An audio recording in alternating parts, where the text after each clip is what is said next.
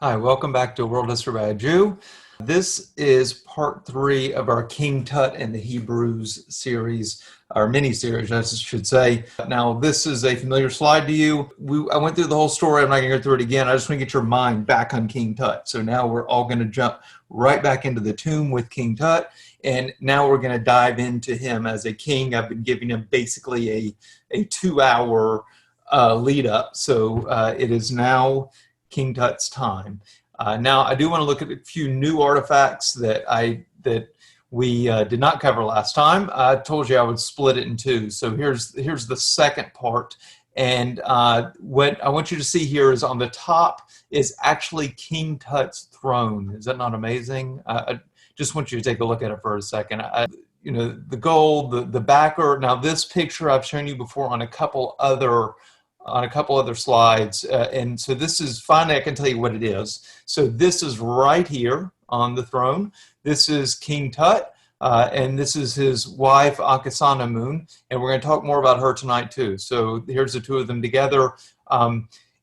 You see the style here still looks a little bit like Amarna, but it's also kind of hinting back towards the older style of art that we know. By the time King Tut's done, everything's going to completely swing back over to the old style of art. But I want you to see this is amazing artifact. Just if I use 3 pictures to show you the same thing, I must be impressed, right? Now, next you have the gold blade here that was tucked in King Tut's belt on his waist. So a gold knife, not too shabby. So we'll call this in the jewelry category, this collar of gold, and also this falcon pendant. I want to point out this cane. It was one of 130 canes found in the tomb. Again, one of 130 canes found in the tomb. Obviously, that's leading to something because not everyone has 130 canes sitting around. Next, I wanted to show you this knot. Now, Dr. Perry Brickman sent me this picture, and I want to have it in this presentation. So this is the original seal on the tomb that was still there when Howard Carter came into the tomb. And you see that even the knot itself had symbolism. It was actually called a shin knot, and it's kind of, think of it as like kind of magical protection.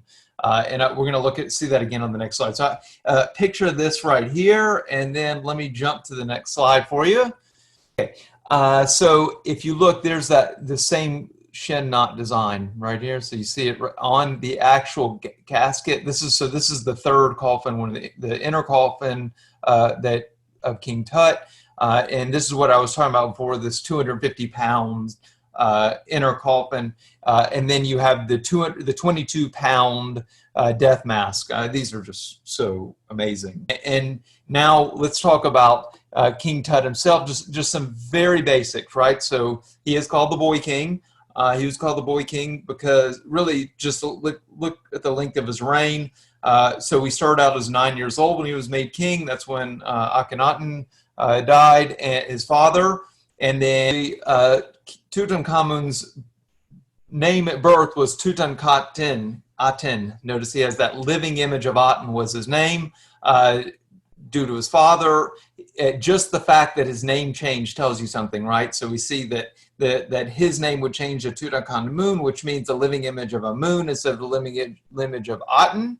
Also, he marries his half sister. So that was the one I just showed you on the pic of the throne, the backrest on his throne. So Akhenaten became Akhenaten. So same thing. So instead of she lives through Aten, she lives through Amun. That's what so this shows you already.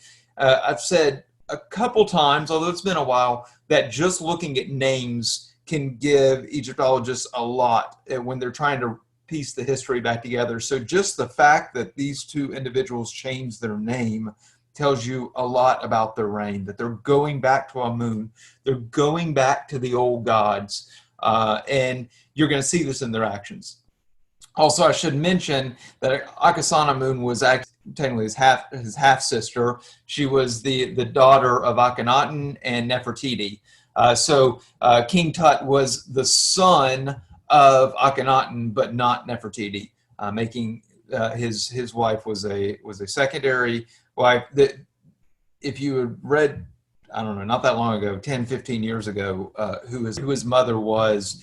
There was a reasonable guess, but that's since been kind of pushed aside thanks to DNA. DNA's now made it a little bit more confusing because we don't know the name of the mummy that DNA is identified as being his mother. Now, I'm going to talk about his reign, but I just want to jump ahead just so you can see. So he's going to die at age 19. So takes the throne at 9, passes away at 19. He only reigned 10 years. That's why we call him the boy king. He stayed a boy, basically. He had 2 daughters that were buried with him. One died as an infant, and the other was stillborn, and they're buried in the tomb with him. So he really left no heir. He had these 2 daughters, and that's it. Now, I've mentioned a ton of people. So before I move on with King Tut, I just want to just go over his family tree real fast, just to kind of remind you who everyone was. So first we have Thutmose IV. Okay, so Thutmose IV was his great-grandfather. He was the one who renovated the Sphinx and brought it back to order. You know, he had this dream that he'd become king if he revitalized the Sphinx, which he did. Then his son was Amenhotep III. Amenhotep III is the one I spent so much time on in the previous lecture, and he was the one I said was probably many people identify as the greatest pharaoh ever, even though he never fought in a major war. His wife was Queen Tai. She was the one who I showed you her mummy along with her 2 parents that were being so well preserved. Next, after Amenhotep III, remember his oldest son died, so his second oldest son actually became king. This was Akhenaten. And Akhenaten's wife, his great wife, was Nefertiti. And so Nefertiti and Akhenaten, as I just said, had Ankhesenamun, and she married Tutankhamun. So you can see King Tut's mother is just called the younger lady. So they know who his mother was genetically, but they don't actually know who her name was. They have a couple guesses. And then these 2 children you see under King Tut are those 2 daughters I just mentioned that passed away. So hopefully your mind's back on the King Tut family. And since we're talking about children, we're talking about the boy king, we're talking about King Tut's children, I thought I would take a little break from the history and let's look at life in ancient Egypt, specifically what was life like for children. Okay, so what we're going to do is look at a few toys in ancient Egypt. I thought that would be kind of entertaining. Perhaps a little bit off topic, but entertaining nonetheless. Okay, so let's look at what we have here. These are all identified as toys in ancient Egypt. This one you can have the most jokes about because what actually is a milling servant. This is, when I first looked at it, I was like, what is it, a pull toy? What is it? It's a wheel. And then you look closer and you realize that it's actually a person bent over with a milling stone, and you have a string to pull it to make it mill. So I think that's great. I can't imagine as a kid, I was like, wow, I think it would be great to grind flour. What a fun toy that would be, but maybe in ancient Egypt it was. And then here's a ball. Okay, so balls are eternally useful. Here we have one made of linen and reeds, and it's from a little bit later period. It's actually Roman Egypt, but it's still, I thought it was fair game to include as an example. Next, we have a ceramic mouse, and the ceramic mouse, you see, it actually has a movable mouth. Isn't that great? So you have it shows you there's some complications to their toys, both here and here. You have toys with joints. They do stuff when you pull the string. And then this one right here is a pull-wheeled horse. And this is like a normal pull toy, just like we have today. I mean, my kids had like a dog that looked very much like this when they were little. So it just shows some toys are eternal, like the ball, like the pull toy. So to summarize here, I'll just say that they had simple toys like balls, and they also had tops, by the way, little spinning tops. I don't know about dreidels, but tops. So we talked about the pull toys. They had these sophisticated toys. So like the movable, the mouse here with the movable mouth, floating boats been found complete with like the ramming device, and these animals with these string operated jaws. It's not like they find them all the time, but it's not like this was a one of a kind type of thing. They were around. And then we had games. So I want to look at games, one game specifically. This is Senet. Now, Senet is the most famous of the ancient Egyptian board games. And if you go to a museum with artifacts of what life was like back in Egypt, you're gonna see a set from Senate. And just to give you an idea, it's kind of like Chutes and Ladders with strategy, if I had to summarize it. So what I mean by that is if you basically you roll dice, so you roll these little knuckle bones, and you moved your way down the board here. However, if you landed on the fourth square to the end, then it actually, you have to start all over again. You like fall into the area of misfortune. It's like, you know, it's like you're journeying through the underworld. And if you hit the fourth square, like you run into to the misfortune of the underworld, as you see, I put it in quotes, and it sends you back to the start again. So that's my Chutes and Ladders analogy. And the board kind of looks a little bit like a ladder. But if you make it all the way to the final squares, then you start hitting the gods, and the all-powerful gods. But then the last god you reach is the most powerful, and that's Ra. Okay, so the goal is to finish first, and you want to block and pass your opponents by doing it. Maybe it's a little bit like checkers and Chutes and Ladders combined. The idea, what I'm trying to say is you got to use your brain a little bit. And so speaking of using your brain, I think it'd be fun to talk about school too. What was school like for a boy growing up in ancient Egypt? And I'll start off by saying this quote, as the saying goes, a boy's ear is on his back. He hears when he's beaten. Not done in school anymore, but probably has a lot of truth to it. Some eternal truths in that sentence, I would say.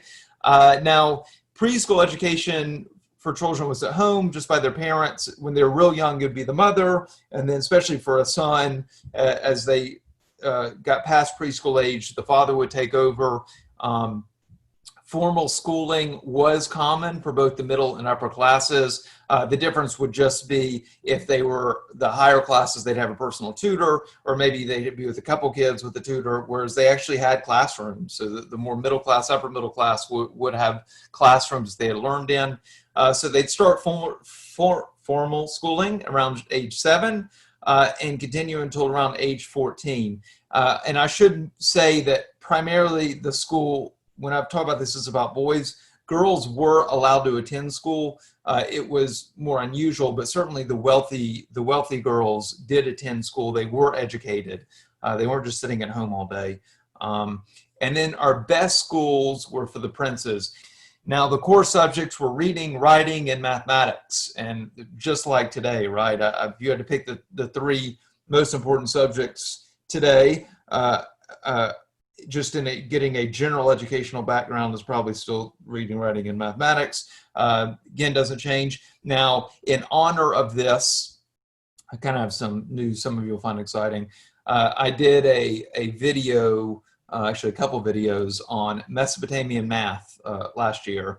And I've recently brought them back to my YouTube channel if you want to check them out, because I actually made them for another YouTube channel. So what I've decided is when I was making this, it inspired me.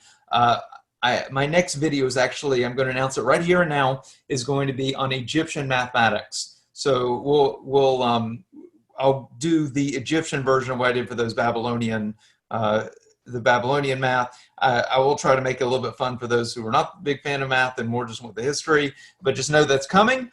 And you see also, I was talking about when in this math lecture, I'll show you some of the papyri that were used for learning. I'll show you some of the wood tablets that are used for learning. I have a lot of it in my head already. I just got to put it down and present it to you. Now, I should emphasize here that most of the schoolwork would have been done either on wood tablets. These wood tablets would have like either a wax to them, or they would just be wood tablets. You write on them and then you whitewash them and start all over again. And others, astracons, if you don't know what those are, they're just broken pieces of pottery. In the ancient world, broken piece of pottery was abundant, and so you could just use it as scrap paper, so to speak. Just like we may rip a piece of newspaper even today and write something on it. Or I know if I have a piece of paper on my desk and I need to just throw it away, I'll rip a piece off and write something on it. So the astracons were kind of that version of that.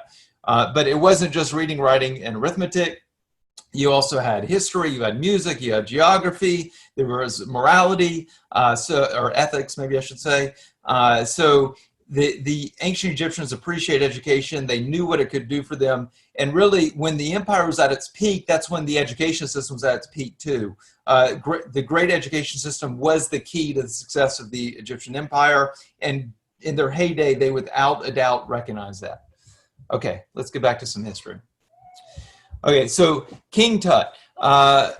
Let's talk about his accomplishments. So he was really just a child with advisors.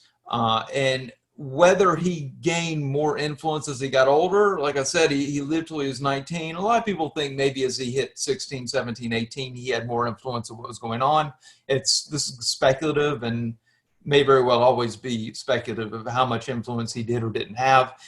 For sure, though, there were powerful officials in his lifetime. The most powerful was being Ai. Okay, so we're going to talk about Ai a little bit more in a second, but Ai was Tai's brother. Tai was the one with the well-preserved mummy. I keep coming back to her. I know. I keep coming back to her. I should have had her picture pop up again, but she's the one with the well-preserved mummy, and I had her two parents. Anyway, so this is her brother Ai. He was the most powerful bureaucrat at this point in time, and very well may have been running the government more than the king himself. Now, King Tut, what was his accomplishments? All right, so first of all, we have the name change in year 2. That's a big thing because that gives us documented evidence that there was a reconciliation with the god Amun. All right, so the old religion is being restored. We're coming back to the religion of the ancients of their world. So he reopens the temples. He repairs the shrines. King Tut starts bringing back the old art style. So we're going to see the old art come back. If you look here, even in this statue, it really reminds me more of Amenhotep III. So it's not 100% back to normal, because if you remember the statue of Amenhotep III, it kind of showed this like little bit of a pudgy midsection. So we still see this. So he kind of has his grandfather's midsection, if I can say that. But the face is back to being more of a traditional type face. And we'll see in the next pharaohs, we're back to the classic look entirely. And then what else? So Akhenaten was abandoned. So Akhenaten was the city that Akhenaten, that King Tut's father, built. So Akhenaten's gone. We're ignoring it. Everyone moves out, and the capital goes back to Thebes, or what the Egyptians would call Waset. Now, this is so important for us because of Akhenaten being abandoned. This froze it in time, and it was because of that we have the Amarna tablets. They have all this great information. This whole conversation we had about the Habiru people at the beginning and all this, everything we learned from the Amarna tablets, it owes itself to Akhenaten being abandoned and freezing it in time. So now we see building projects renewed again at Karnak and Luxor. I'm telling you, it's kind of like back to normal again by the time King Tut's reign is over. Now, I also want to talk about his foreign policy. But before I get to this last section, I'm going to jump forward one slide. I just want to remind you that here's our map of the Egyptian world. So here's the Egyptian Empire. Then we have the Hittites, and we have the Mitannis, we have the Syrians, and we have the Babylonians. So these right here are our primary powers. And then from the Amarna tablets, you'll remember there's a bunch of little city-states in Canaan, what's now Israel and Lebanon, a bunch of little city-states. So this is diplomacy I'm about to get to when I'm talking about the foreign policy. So there is an indication of improved diplomacy. As you recall with Akhenaten, when Amenhotep III promised the gold statue, Akhenaten switched them out, and he sent gold-plated instead. So anyway, it seems to be that King Tut's starting to bring things back to normal and be that the upstanding Egypt in foreign policy, because he has gifts from foreign governments inside his tomb, which shows some sort of gift exchange of trying to return back to that what was normalcy for them. There is indications of battles with the Nubians and Syrians. I wouldn't go as far to call it wars, but there was probably some military conflict during King Tut's reign. He was trained in archery. And this is going to be very important in a couple minutes. But he was trained in archery, and a bow was found in his tomb. And you're going to see why specifically archery in just a bit. And then he may have participated in these battles. He may have been an archer in the battles. This is kind of up for debate.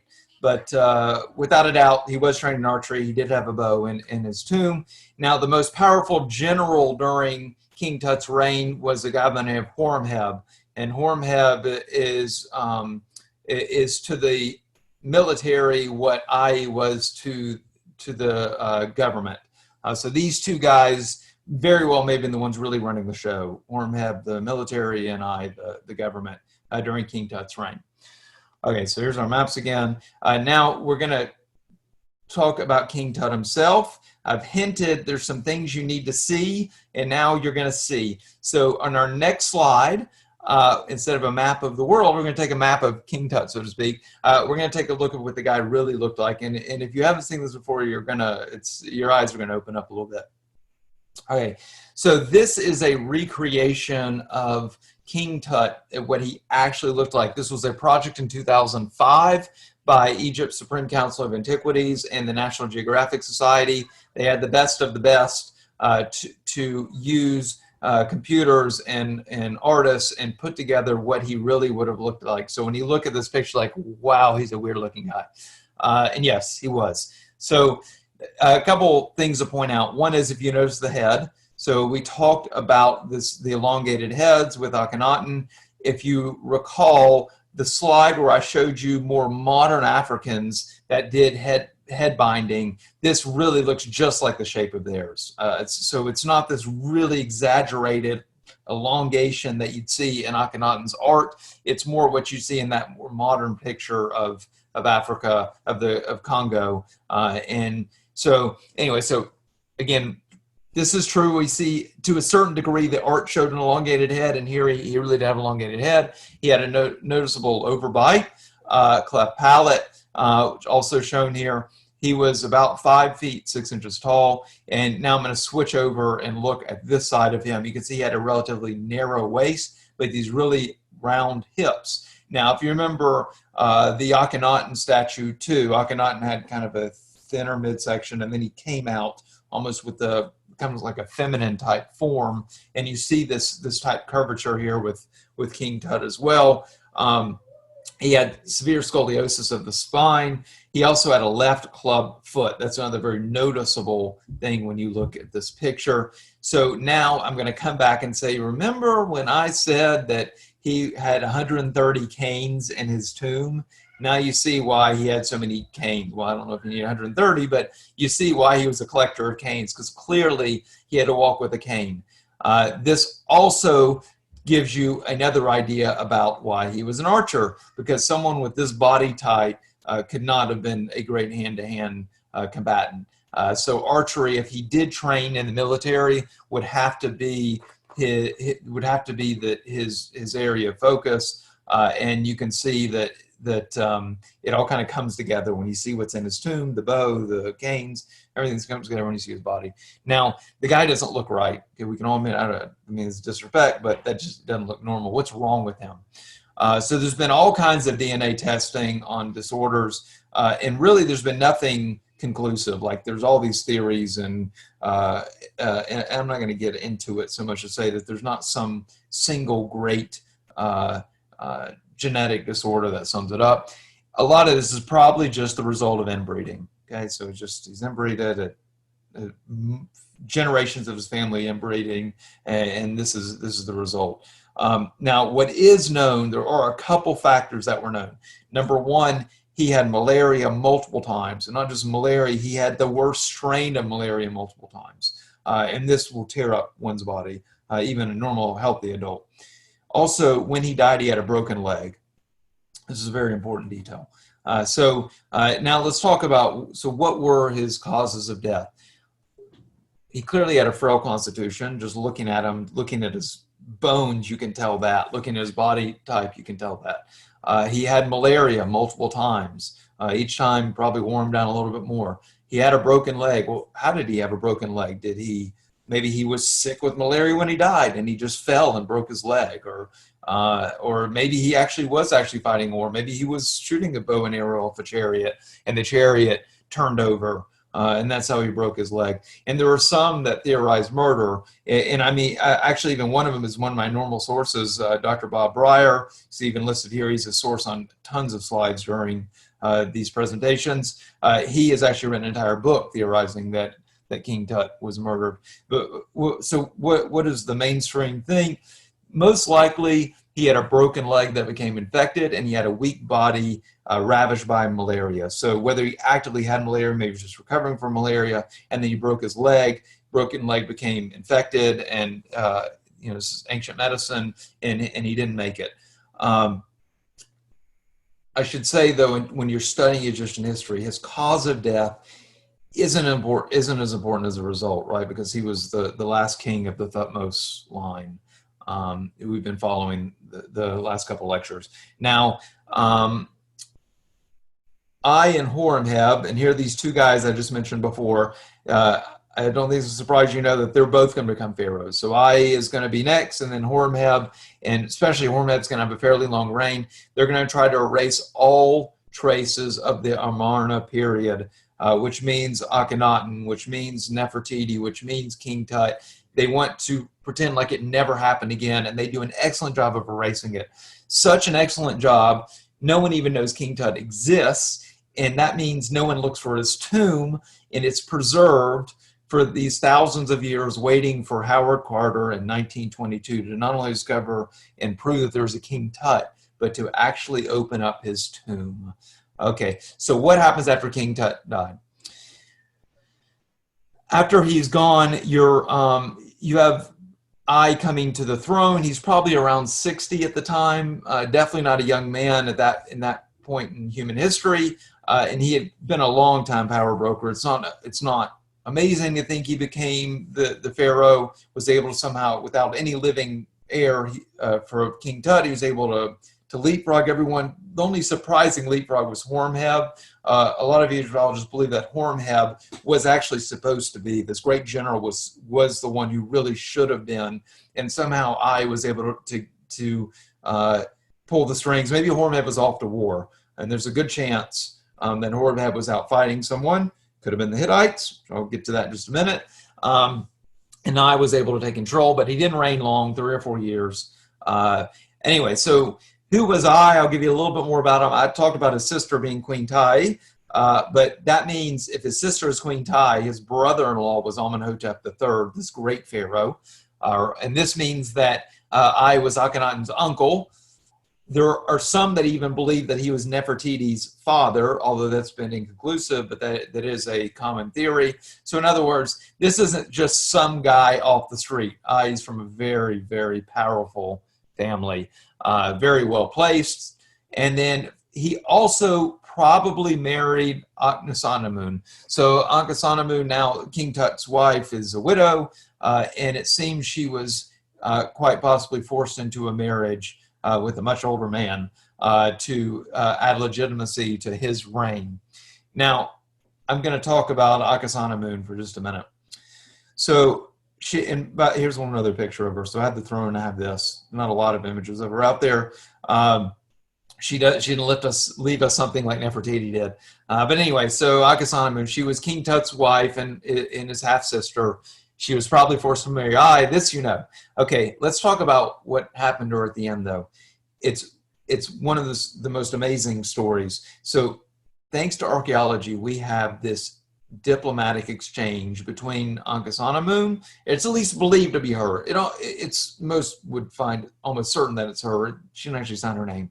But anyway, around this time, a queen of Egypt, or a wife of the king of Egypt, sends a letter to the Hittite king. So King Suppiluliuma, who is a very powerful king, gets this letter from a queen of Egypt, and she writes that, and I wanted to show you this.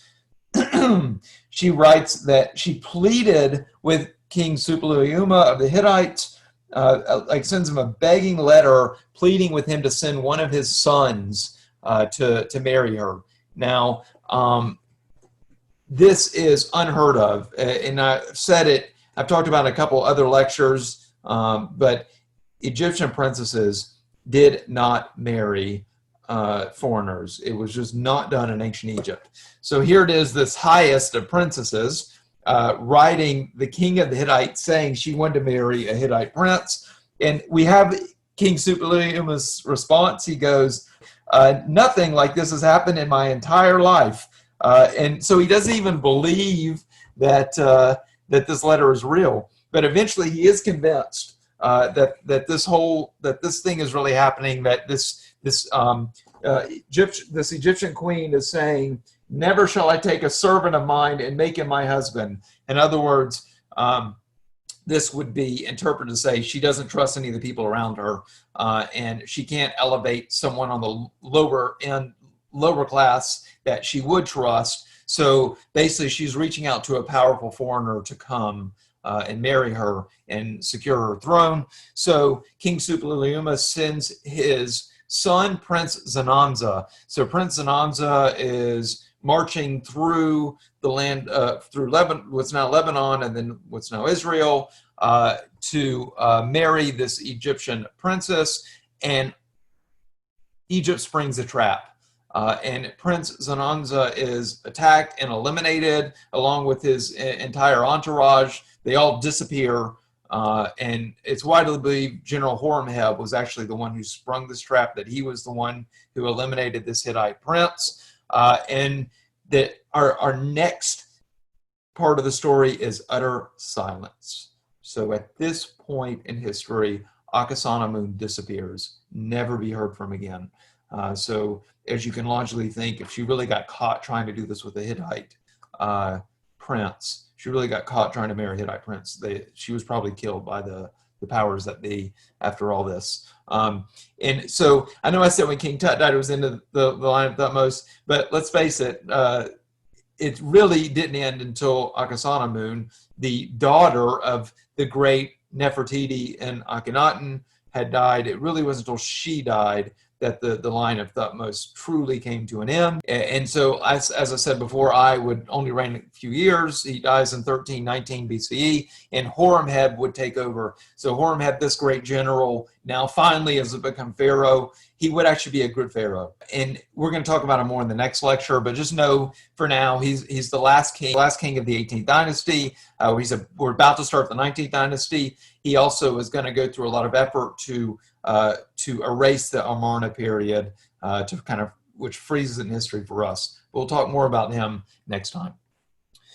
I've got one more piece of the equation for you on this whole Akhenaten craziness, and that is that Amenhotep III and Akhenaten shared the same vizier. And he wasn't just any Egyptian vizier, he was actually a Semitic vizier. All right, so this is his tomb. His tomb is in Saqqara.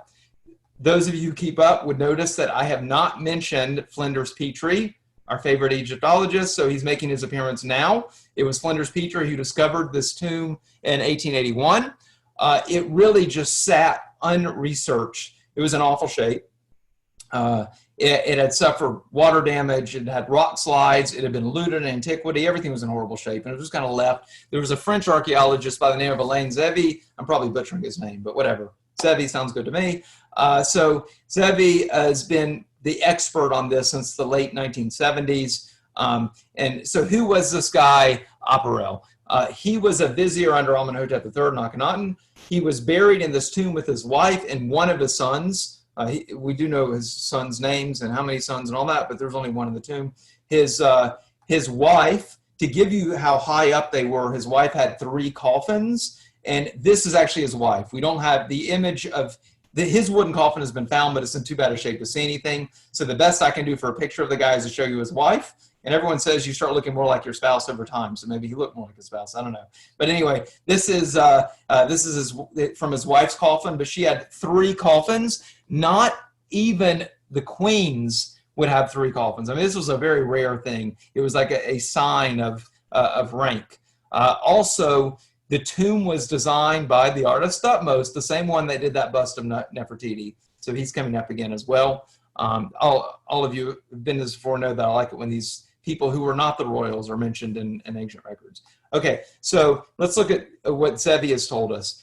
Zevy in his studies have actually has deciphered that Egypt's version of the word Aper is the same as the Semitic version of the word abed. So let's look at these definitions. Aper is equip, and if you know Hebrew and you see avad, you're going to know that I'm going to say servant. So now that's the first part. We have Aper or Aved, depending on whose term you want to use, Egypt or Semitic. The second part is El. What is El? El is a Semitic god. You also see El as a name for God in the Torah. So Aper-El or abdi-el means servant of God. And that's right here, servant of God. And this concept we still see in names today, like Nathaniel is gift of God. Daniel is God is my judge. Raphael is God's healer. So we still see El in names today. So his name was Aper-El, servant of God. And you have this Semitic guy that we don't really know his background. And it definitely reminds you of the story of Joseph, right? We kind of, how did he come to be? Well, we have a little bit more information about him in that sense. And that is, if you look at his titles, he was Vizier, just like Joseph, but he had some other interesting titles. One is he was general of the horses, which means he's a general of the chariotry. Next, he was the father of the god being, notice I did it lowercase intentionally, father of the god is the Egyptian king. And then the last title I want to mention is that he was a child in the palace nursery, which means he was most likely raised in the palace, which is very interesting. So what do these names tell us? So we have the Semitic Vizier, and he's got these great titles. Who else have these titles? So this general of the horses, this chariot general, and the father of the god, two other people held this title. One is I, who was a vizier that we know is going to go on to be a pharaoh. The other was Yuya, who was Tai's father. He was that very well-preserved mummy, the male that I showed you in the last lecture. So these are very high-ranking people, and he's within their realm. Now let's look at the next title, which really sets him apart. He was the only vizier known to also have the title Child of the Palace. Again, the guy was probably raised in the palace with the king. He was buried with a diadem, which you can see here. Okay, so that's, again, it's not a signet ring. We'd all be looking for a signet ring, which is probably stolen in antiquity if he had one, but it is showing authority that he had a diadem. Both of these give you allusions to Joseph and Moshe, right? So Moshe was raised in the Pharaoh's palace, and you have Joseph, who ruled as a vizier under Pharaoh as a Semite. Now, as you can imagine, this is also appealing to those Akhenaten monotheists who think that some people even think that this was the guy, that Aper-El really was the priest of Akhenaten who brought Judaism. I don't believe any of this. I'm just telling you that he's got a place in this conspiracy. He's a well-known individual. Okay, so this certainly isn't proof, and none of this really matches up exactly with Joseph and Moses, but it definitely sounds interesting. But let me just say there's a little bit more. We actually have two other very high-ranking Semitic officials that I want to eventually get to, and we'll have to cover that in a future lecture. I can't get to it tonight. I want to end back on this slide. I know the slide's becoming familiar for many of you, but I want to end back on this slide to point out that I owe an epilogue for Howard Carter. So what happened to Howard Carter after this great discovery? So first of all, let's talk about a sponsor. So Laura Carnarvon's death. This is relevant because there is this curse of the mummies, right? This curse of King Tut's tomb. Laura Carnarvon's the real reason for that. He's going to die of blood poisoning the same month of the tomb. I'm sorry, he's going to contract blood poisoning the same month he goes into the tomb, and he's going to actually get pneumonia on top of that and die just 2 months after entering King Tut's tomb. So here it is, this great sponsor. If it wasn't for him, King Tut's tomb may have never been found. And he gets sick with 2 illnesses and dies 2 months after entering the tomb. So there's this great king. Was there a curse of the mummies? But a study has been done. You can actually read more about it, like in Gordon's book here. But there was a detailed study done to show that 8 of the first 58 people who entered the tomb, that at least were documented, 8 of the first 58 people documented entering the tomb died in 12 years. So in other words, a lot of these guys weren't young. And so that would be like a natural rate of death. That would show, you would think like half of them would be dead if there was a curse, or maybe even a third would be a little bit suspicious, but 8 out of 58 in 12 years doesn't really ring any bells. It's just a rumor. As for Howard Carter himself, He would retire from archaeology. I guess, you know, you got to get out when the getting's good. He knew that there's just no way you could ever beat the find of the century. So he walked away. He became a part-time agent for collectors and for museums. And he had contributions all over the world, but I'll mention the United States specifically. He added a lot to the Cleveland Museum of Art, to the Detroit Art Museum. And remember, this is a period of time they still had Henry Ford's money, so Detroit was an impressive achievement at that point in time. But really, his overall contribution to America was American Egyptomania, which we're all benefiting from today. I mean, the reason all of you are listening to me is very much because of Howard Carter's influence on American Egyptomania. Now, he would live, another 16 years, which then would tell you about the curse. The guy who discovered the tomb would live another 16 years and died at age 64 of Hodgkin's disease. So now I want to talk about life after death. It's a loaded term, but those of you who have been in a few lectures with me know that this is what I mean by life after death. I want to end by saying Howard Carter and King Tut have become more famous in death than in life. They're world famous. They're known all over. They'll be known for a long, long time now. And this, like Julius Caesar, like Alexander the Great, like Sargon the Great, like Moses, says one of a Jew. This is really immortality, the closest thing we're going to see to it. And that's what this achievement was these two individuals, by working together, have achieved the closest thing to immortality. I want to close by talking about Howard Carter's epitaph on his gravestone. So his epitaph was taken from King Tut's chalice that was discovered in his tomb. And I have to give Dr. Breyer credit for giving me this idea. But I want to close with this. You can see it right here.